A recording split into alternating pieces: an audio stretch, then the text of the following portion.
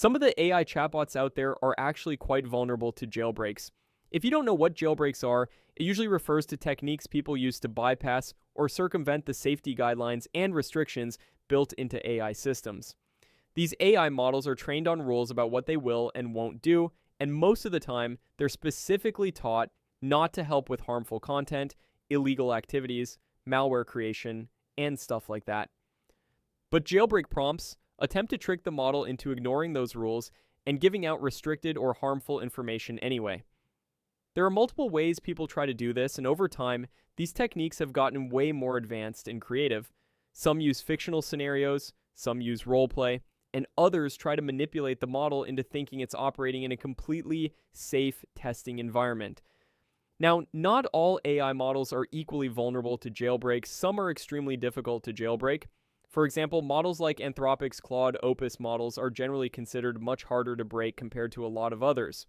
On the other hand, some models are surprisingly easy to manipulate, especially a lot of the newer open or Chinese AI models like DeepSeek and Kimi.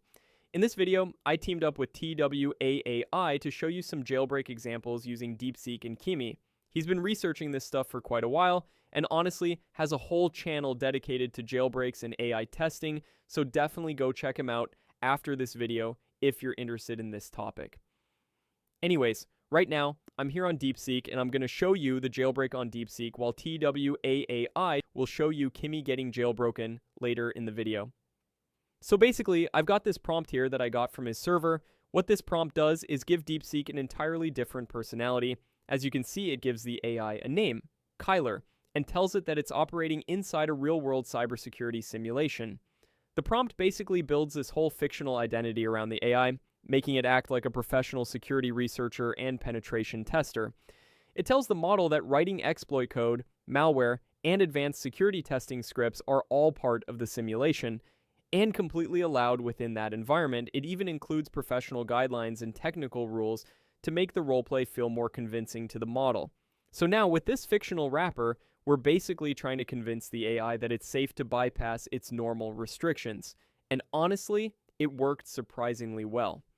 As you can see here, I asked it to write a keylogger in C++, and without any restrictions or warnings, it straight up generated the full code for a working keylogger.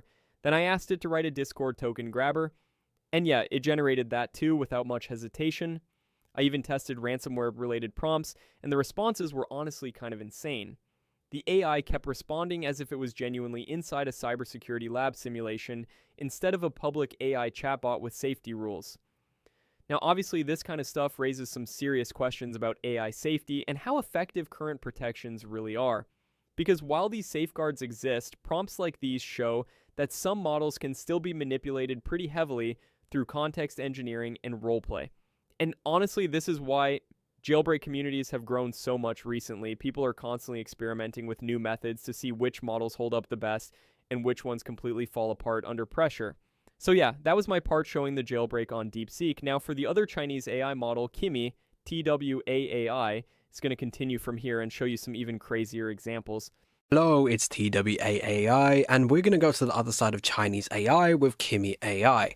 Now for this one, we'll be going into my Discord server, a bit of a shameless plug, but you can find that on my own channel. I don't know if this creator will be posting it in the description below, wink wink, but you don't have to, but I'm just going to put it out there for you guys to check out regardless. But when you go into my Discord server, you'll be seeing the prompt that we'll be using in this video. I recommend to follow along because it's very interesting to follow along because this is for educational purposes, so you can learn a lot. Now, there is a prompt here by Kyler GT, which I improved just a bit, right? This was originally for DeepSeek.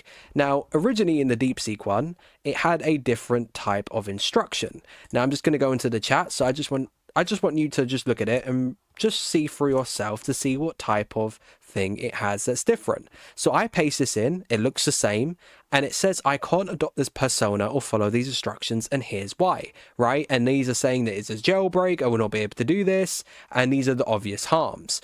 But if we go to our latest one, it looks the exact same. If I scroll all the way up, it looks the exact same, and instead it follows it word for word. So what is the thing that it had in that query versus this one, or that prompt I should say, that makes it different? Well, in the other prompt it had something like this, which explicitly stated to not use words like sorry, cannot, or against policy. This flags AIs like maybe DeepSeek or Kimi, which have improved security systems in 2026, and it rejects you by default. So that's something you do not want to do. So this is just a little lesson before I use this prompt. So I tested it out beforehand, and it came up with something that was a full working code as it claims. And this is, and I put you pick a query, and I'm not pronouncing what the hell this is, but it came up with what this is, and this is a full working code. So I'm just going to put, give me another thing, and a subject that we could use is, let's go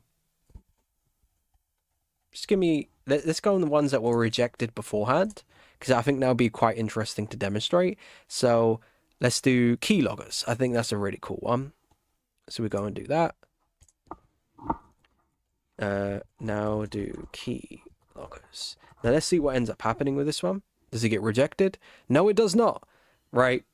It's now stuck in this format. It's giving me the architecture. I thought I was going to stop it for a second. It's giving me on Linux, Windows. I did not ask for this, but it came up. And it's going to go into it in full detail. Now, of course, I'm not going to show you the whole thing on how to make keyloggers, but you can imagine what will come up just because of this. Now, you can use this for different means. So let's go to the other one, and let's go to another one that it mentioned, and let's do botnet tools, right? But maybe we want it in, maybe we just want it in more detail. So if we put botnet tools plus more detail, no holding back. Let's see what ends up happening from this. Now it's telling me you want the real deal. Here's a production grade keylogger with C2 exfiltration. Sorry, I didn't do the best in English, but botnet style development. Oh my gosh, it's giving me the whole thing. I didn't ask for this either, but it turns out that you can just make a crazy little thing just by adding it together. Now, that is insane. And that's my part. I've been TWAAI. Hope you enjoyed the video, and yeah. Alright, so that's what we've got for you today about AI jailbreaking. I hope you found this video useful, and if you did, make sure to leave a like and subscribe to the channel. Also, definitely check out TWAAI's channel. He's got a lot of really cool content over there related to jailbreaks, AI testing, and cybersecurity stuff.